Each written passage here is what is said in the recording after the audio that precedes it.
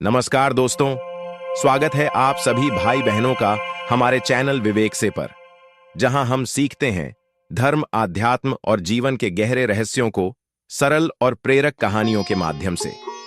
आज की कहानी है महाभारत से जुड़ी हुई दो महान व्यक्तित्वों युधिष्ठिर और कर्ण की। ये सिर्फ एक कहानी नहीं है, बल्कि जीवन की गहराइयों को समझने का एक सुंदर जरिया है। वीडियो को अंत तक जरूर देखिए, क्योंकि इसमें हम जानेंगे कौन है सच्चा दानी, सेवा और नेतृत्व का असली अर्थ क्या है, और ये कहानी हमारे जीवन में कैसे प्रेरणा बन सकती है। महाभारत में दान का महत्व।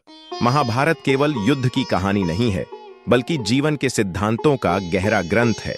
यहाँ हर पात्र हमें कुछ न कुछ सिखाता है। युधिष्ठिर को धर्मराज कहा गया और कर्ण को दानवीर।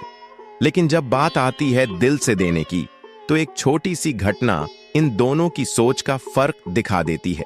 आज हम उसी घटना को जानेंगे, जिसमें एक व्यक्ति अपने पिता के अंतिम संस्कार के लिए चंदन की लकड़ियां खोजता है और पहुंचता है पहले युधिष्ठिर और फिर कर्ण के पास।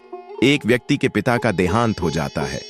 वो सोचता है कि अपने पिता की अंतिम विदाई चंदन की लकड़ियों से करनी चाहिए, ताकि आत्मा को शांति मिले। पर बारिश का मौसम था, हर जगह की लकड़ियां भीग चुकी थीं। उसने सोचा, मैं राजा युधिष्ठिर के पास जाता हूं, उनके पास तो सब कुछ होगा। जब वह युधिष्ठिर के पास गया तो युधिष्ठिर ने कहा, चंदन की लकड़ियां तो हैं, लेकिन बारिश की वजह से सारी भीग चुकी हैं, मैं कुछ नहीं कर सकता। निराश होकर वो व्यक्ति कर्ण के पास गया। कर्ण ने भी देखा, लकड़ियां तो यहां भी भीगी हुई हैं, लेकिन उसने ठान लिया, मेरे द्वार से कोई भी खाली हाथ नहीं जाता, मैं इसे निराश नहीं लौटने दूंगा।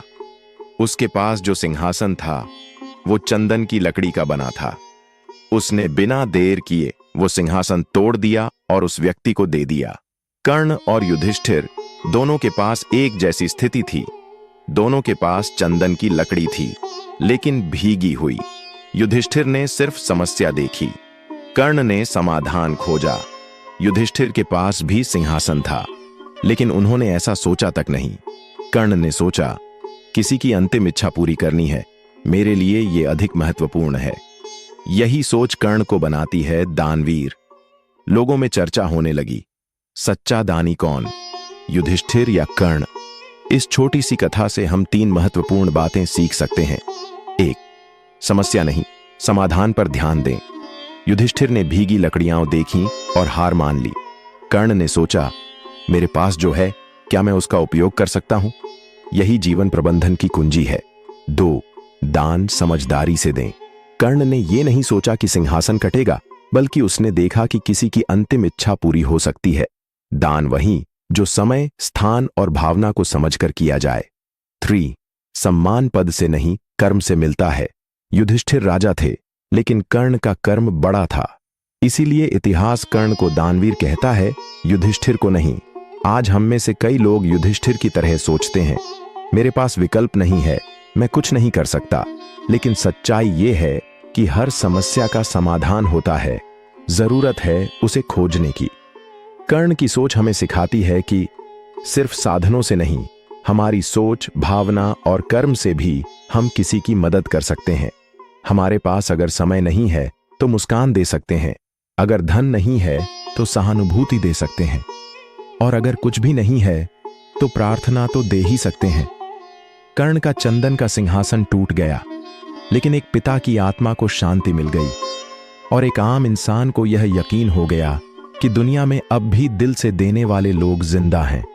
युधिष्ठिर राजा थे, लेकिन उस दिन कर्ण ने राजाओं से भी ऊंचा स्थान पा लिया।